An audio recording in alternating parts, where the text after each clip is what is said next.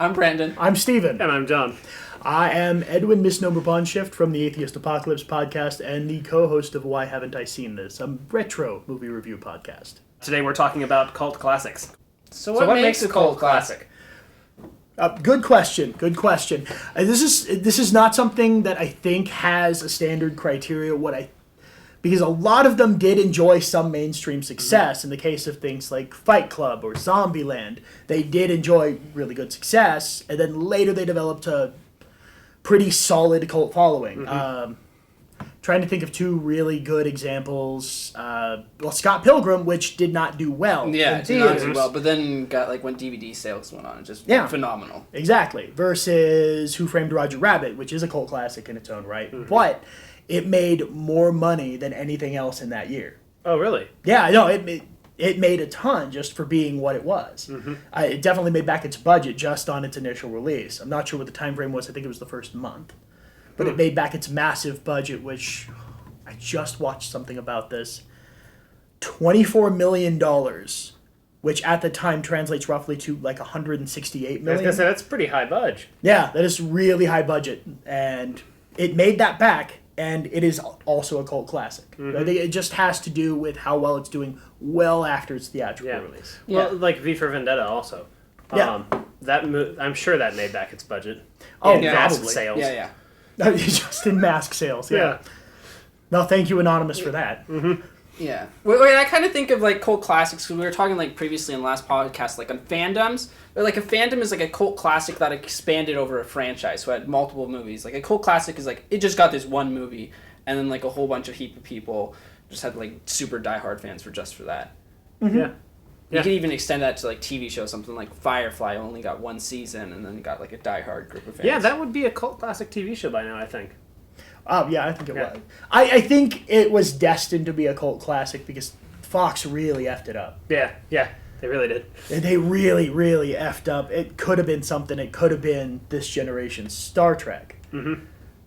But instead it got scheduled weird, and now we know it didn't have a linear narrative because like the episodes were out of order. Exactly.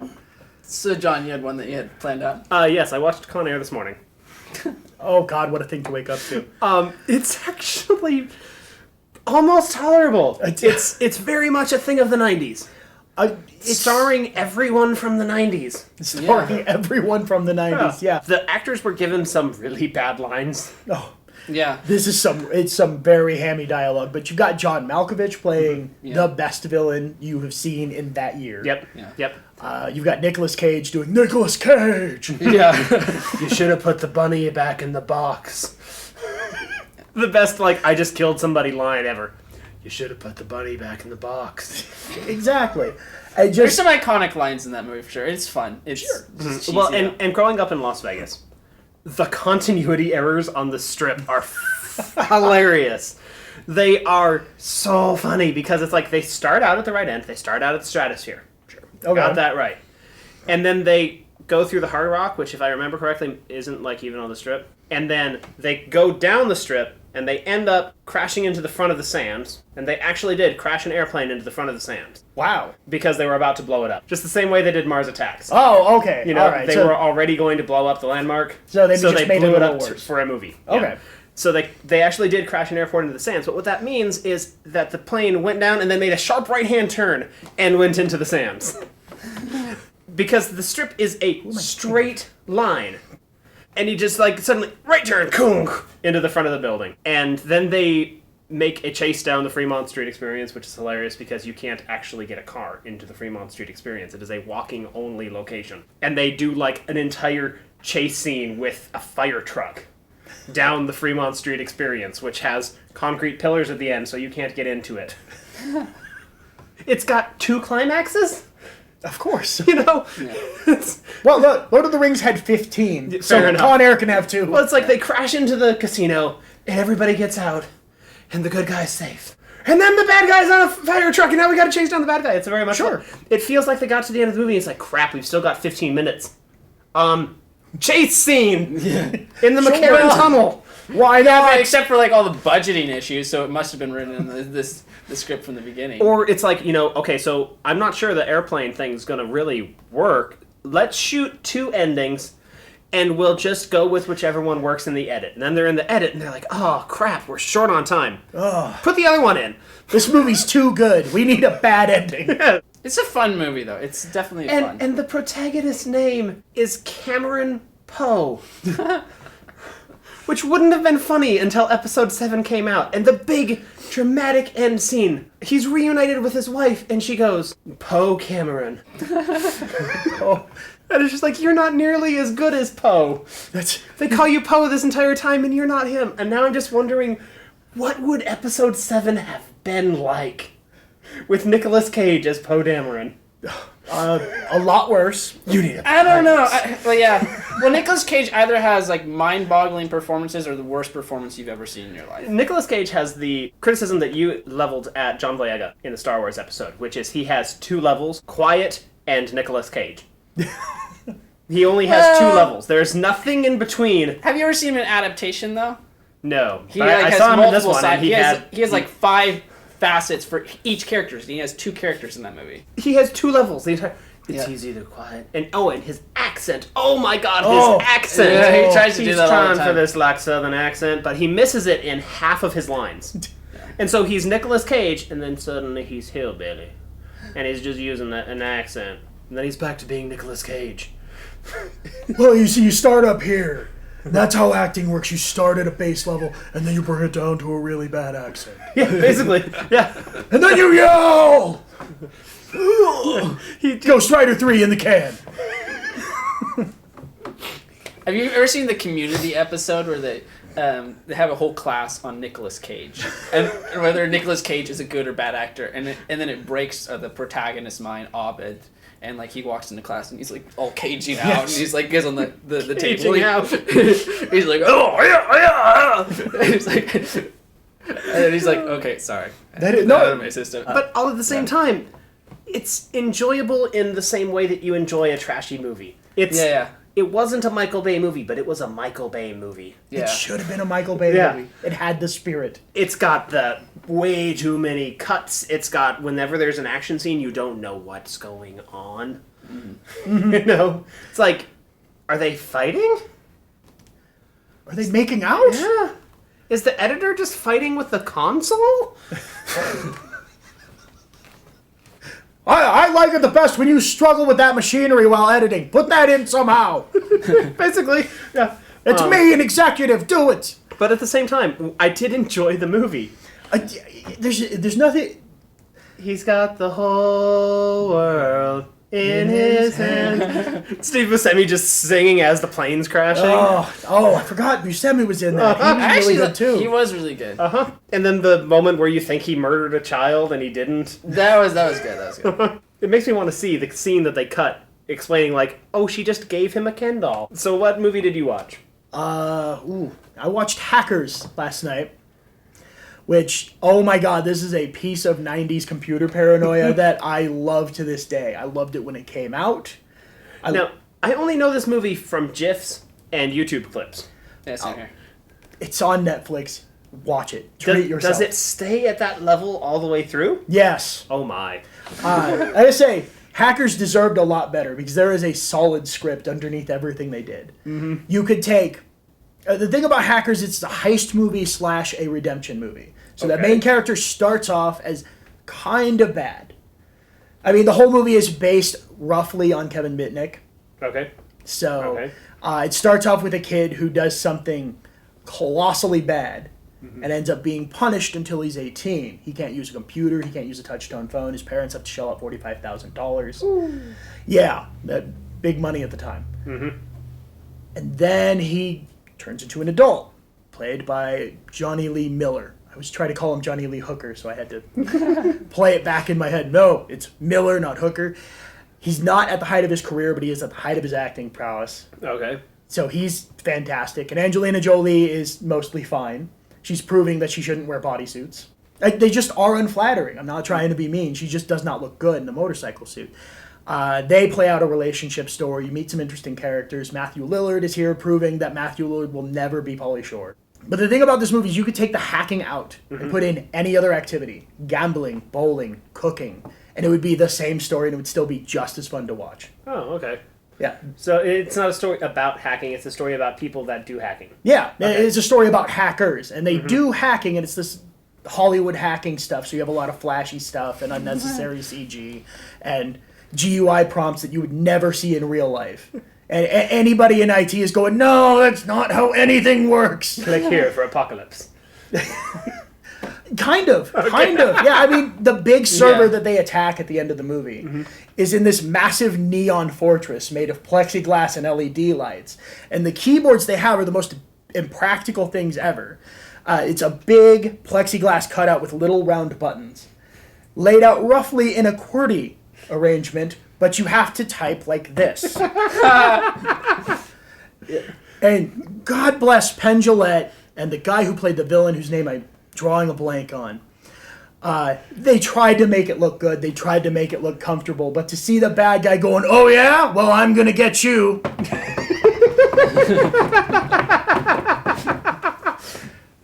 Yeah. Okay, yes, I definitely need to see this movie. It's fantastic. You just keep in mind it does not respect how computers actually work. Like, they use some terminology, and there is a lot of truth about the hacker movement. This is Unix. I know this. Some of the dialogue gets that bad. Okay. It gets that bad. There are some times where clearly the scriptwriters didn't know what was going on. There's some times where they nailed it. And there's a lot of truth to the ethos of the movie. A lot about information wants to be free, and F this corporation who's trying to pin stuff on hackers, because that was a thing in the 90s. Fisher Stevens is the villain. Oh, okay. They all did really good for what they were doing. This is a mid-range movie, but the soundtrack is great. The story's really good.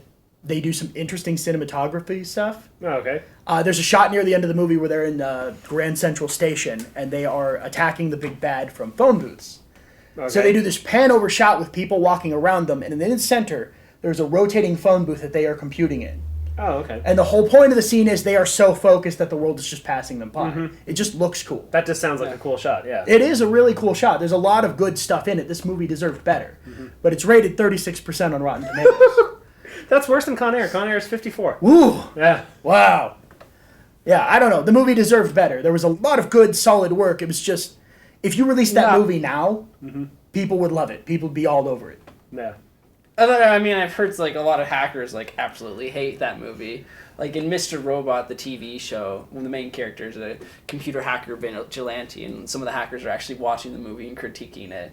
It's pretty funny, but I've never seen it myself, so I can't give it that. I totally recommend it. I don't necessarily know about the professional thing, but I know they consulted 2600 Magazine, the Hacker Quarterly, to get some of the dialogue correct and to get some of the ethos correct. Yeah. They at least tried. There's a good movie here. It's just caught up in the 90s.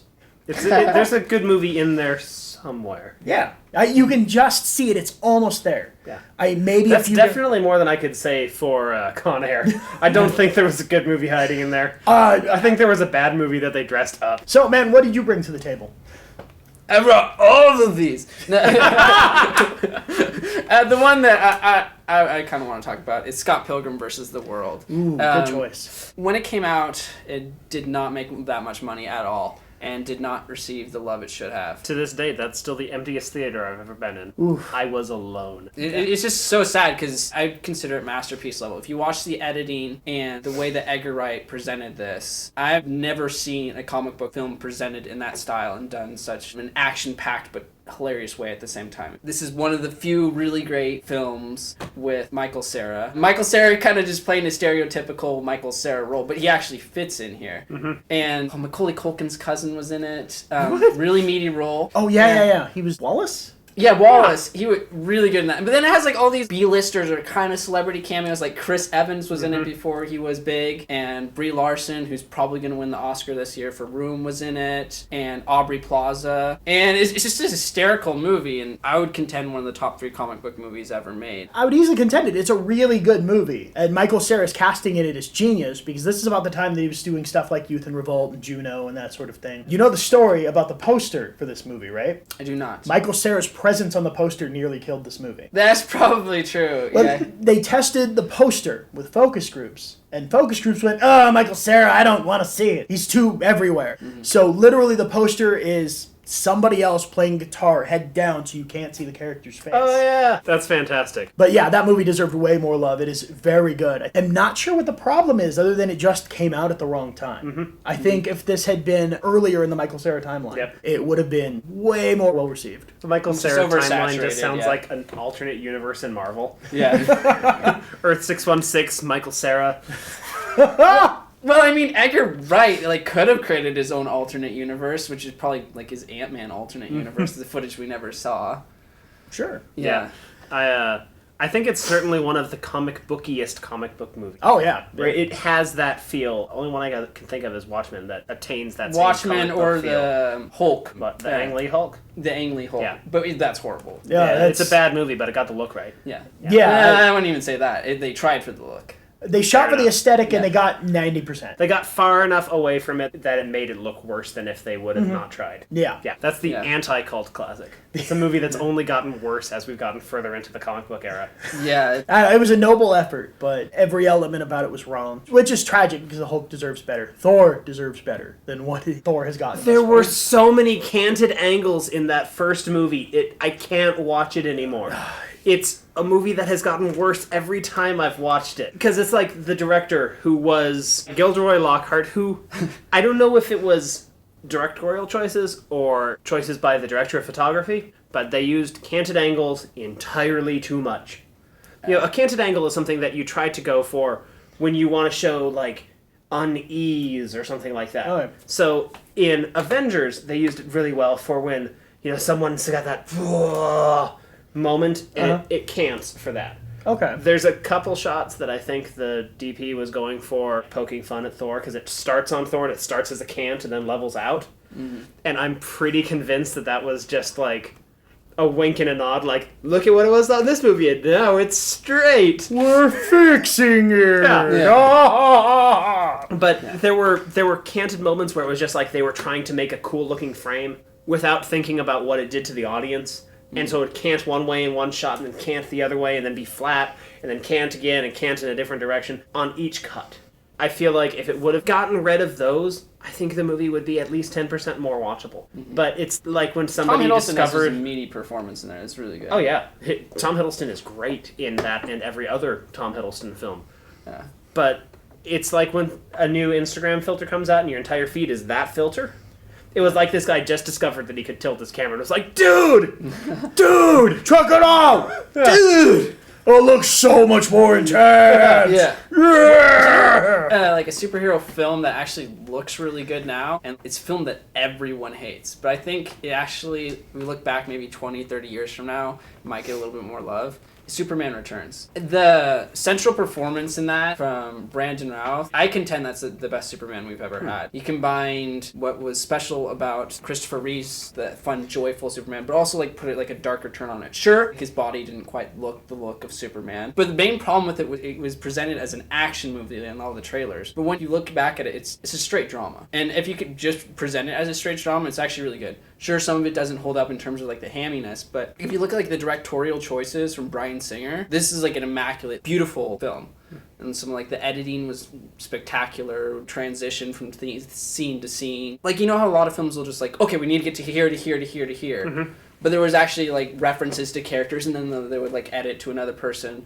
And it was beautifully edited, and the tone was great. And of course, the John Williams score was in there. So that always ups anything. It does. J.J. Abrams referred to it as cheating. He says using John Williams for the soundtrack is just cheating because he makes everything better just by doing the score for it. Absolutely. Yeah. Absolutely. There's a reason he keeps getting the work, even though people go, whoa, he does the same thing every time. Yeah, because it works. Because it works. Yeah. It works and it's perfectly. just and it's not that he's doing the same tracks, because if you go in and study it, it's just he knows that if you want something to sound epic, you start with a fifth. If you want something to sound minor, you start with a minor third. You do a march for militaristic parts. He understands making scores so well that he doesn't need to come up with something new each time. He's coming up with new pieces of music, but he knows if you do this interval, it's gonna work. Mm-hmm. Mm-hmm. Yeah. Absolutely. He's had tons of practice, and he knows what he's doing. Yep.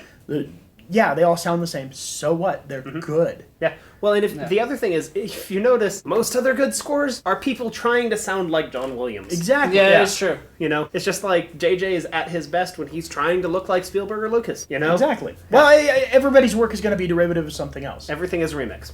Yeah, everything's a remix of another thing, and it's totally fine. And I want to touch on Superman really quick, but we're not talking about cult movies, so I'm just going to say this, and then let's get back to the subject at hand. The problem with Superman movies is always going to be that Superman is damn near indestructible. He can't... There's no conflict you can throw at him that doesn't destroy the planet that would challenge him at all. That's my biggest problem with the most recent Superman movie is Superman as a character is inherently boring. The problem with the most recent Superman movie is that Superman himself is an inherently boring character. There's nothing that can threaten him. He is indestructible. The only things that hold him back are kryptonite, which wasn't in the movie, and his moral compass. Sure. His I won't kill civilian. So the villain can use human shields and be safe. Sure, but it's... And then in this movie, they take that away from him. So they progressively go and go, oh, he doesn't have a moral compass. Yeah. He's willing to kill hundreds of thousands of civilians. There's no kryptonite, so he's just this indestructible guy that wants to do a shot-for-shot remake of Transformers. Yeah, I mean, there's magic to a certain extent, which I guess in the universe, canon DC universe stuff, magic is a problem for him. But he can just fly away or destroy the planet that magic is on. There's nothing he can't solve just by punching it. So the thing that people focus on is the drama, because he is an alien on Earth. Yeah. That is what needs to be focused on. So making a Superman action movie is never going to work. Making a Superman drama movie might be good, not great, but good. Yeah. Well, Superman Returns, they actually got what you were talking about, the kryptonite and the moral compass. Earlier in the film, they talk about, you say the world doesn't need a savior, but every day I hear people calling out to me. There's a certain moment in the film where he's flying out to the ocean to save his loved ones, and then he hears everyone in the city, and he realizes they're all going to die if he doesn't go back for them. So he has this big moment, like with, Snowpiercer or any other movie, where he has to turn, look to what he wants, and turn to look with what is right, and then he goes back and does what is right. And then he has the big moment where he's on the island in his kryptonite, and then he gets beat up, which it's always hard seeing Superman get beat up. But I'm not sure if it's a cult classic, but I don't know. I thought I'd bring it up because I watched it and I'm like, this is better than I thought it was. Maybe at some point, but a lot of the superhero movies that are being produced now are throwaway, basically. Yeah, like, they won't last. In 5 years, no one's going to care. Avengers aged really poorly. Yeah. The Avengers was my favorite Marvel movie when it came out. I didn't think anything could topple it. It's like number 7 on the list now, behind it's still a lot like of movies it's that came still out really first. fun, but it doesn't have that lasting quality. Like I think V for Vendetta sort of has like a lasting quality, at least in terms of how we view it. It's still like internet memes today. I mean, like Snowpiercer, for example, could have that potential to have a like lasting quality, or even maybe Mr. Robot that has like actually a cult. That one's that has almost, a cult. Yeah, that's the almost show. a cult current. Yeah. Time will tell on Snowpiercer. I plan on watching it in about 6 months just to see if it held. Speaking of comic book movies, the one that I think is going to hold up is Guardians. I really think Guardians of the Galaxy I is could gonna see hold that. up. Because it's good. Well, and it already feels like a movie of the 70s. Exactly. It has that antiquated feel already.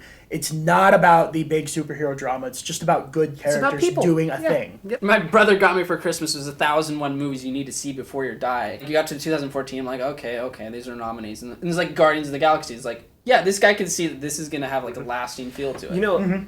Movies that increase in posture as time goes on, I think AntMan might be one of those, because it's a really personal story. It's not a save-the-world story. Maybe. We'll have to see. I have not seen it yet. I really enjoyed it. I am told that I will enjoy it. I just haven't sat down to watch it yet. It's a much smaller scale movie than Marvel has been making. The reason I don't... Are you saying that because it's cute? The reason I don't think that'll hold up is I saw that it was 3 or 4 times in cinema. It was like super fun to going back to it. But then like at the end of the year when I'm making like top 10 lists, it didn't even crack the top 10 because it didn't have like that lasting quality for me. The third act is a little weak. That's true. The villain 2 is not very strong either. It's really, really a lot worse acting from him than I expected him to turn in. He's actually a decent actor. Well, what he turned in House of Cards was incredible. Yeah. He was as good as the other characters in that show, which says a lot. Yeah. Because, Robin Wright, Kate Mara, Kevin Spacey, these are all incredible actors, and he held his own in it. But he didn't turn in as good of a performance in Ant-Man. Well, time will tell on that one, too. Yeah. But I don't think anything coming out of the Marvel Universe is going to go cult. I don't think it will, because there's more content coming. Yeah, and fandoms, I don't feel like have that cult feel, because there's like more and more films of them. Like cult's like just one movie. I was like, oh, I wish I would have seen more of that. A cult movie has to have a certain amount of either it's a standalone and it can't have a sequel, or it wasn't it wasn't a success enough to have a sequel. So if The Matrix would have flopped, that would be a cult classic. That definitely. I think the If Matrix there wouldn't better. have been sequels, it would be a cult classic. As it is, the sequels actively detracted from the initial movie. Which is kind of what happened with Star Wars, but Star Wars isn't a cult classic. No. No, Star Wars is... It's going to be a lasting, it's just regular classic. Full stop. Yeah. Yes. I was reading through the Wikipedia list for cult classics, and A, my god, is it a long list. Yeah. And B, it's got things like Casablanca on it. And I'm not sure that That's counts. just a classic. That's just Yeah. a pure classic. Well, there's certain arguments because a lot of these films we hold in high regard now did not do very well. Take That's It's fair. a Wonderful Life. Was a huge failure. It bombed, but now you can't get away from it in the month of December. It's a wonderful success now. It is a wonderful success now. So that's an important thing. I think a big element to cult classics is scarcity, of course. Yes. There can only be one, maybe two movies. So does Yeah, that mean like, the Star Wars Holiday Special is a cult classic? It's It's hilariosity, actually, like it is. Chris Stuckman Yeah. says. Yeah. It really is. By virtue of scarcity and following fandom, even if it's ironic, it still makes it a cult classic because it is so stupid and so sincere a thing. Well, hold on. I don't know if I would describe the Holiday Special as sincere. That was clearly a cash grab. That but was, it's yeah. some people It's- tried some no. things, but you think about like Troll 2. Troll 2 is the epitome of a cult classic because somebody went out to make a movie. He was not cynical. It was not like Sharknado 1 through 4 where they're like, yeah, this is a bad movie, know, right? If there was just one Sharknado, I feel like that could eventually become a cult classic. But you can't have You can't Sharknado milk it like 4. that. No. Well, Although you can, now that I'm thinking about it, you can have movies that get sequels that the first one stays a cult classic. Anaconda. Haven't there been like 5 Anacondas now? if there Like are, I am direct to not video aware or of them. something? The one that I'm wearing, Bill and Ted's Excellent Adventure, the second bogus journey is horrible. It's not worth watching. Like, there's a couple really funny moments. It's in it, fine in its own right. It's But- just not a worthy successor to Yeah. Excellent Adventure. Which Excellent Adventure is one of the funniest movies of that era. Absolutely. Keanu Reeves as his best role. It's not Neo. It's not Neo. It's his only role. It's he the plays only that. thing He he plays does. Keanu Reeves. He's in either everything. plays like really stupid, goofy, or like stone cold, like angry. Yeah, Well, John Wick, he wasn't too bad. He plays that, and he plays Neo. yeah, Those are Yeah. his roles. yeah. I haven't seen John Wick yet, but I've heard good things. It hones what's like great about Keanu Reeves is that super angry action hero. Yeah, that's not gonna be a cult classic. I don't think there's a lot he does that's going to be a cult classic. Okay, so that's it for part 1. We are going to be back next week with part 2. We're going to talk more about things. Don't forget to like us on Facebook, like us on YouTube, comment below, and subscribe to see more videos. Pants bending.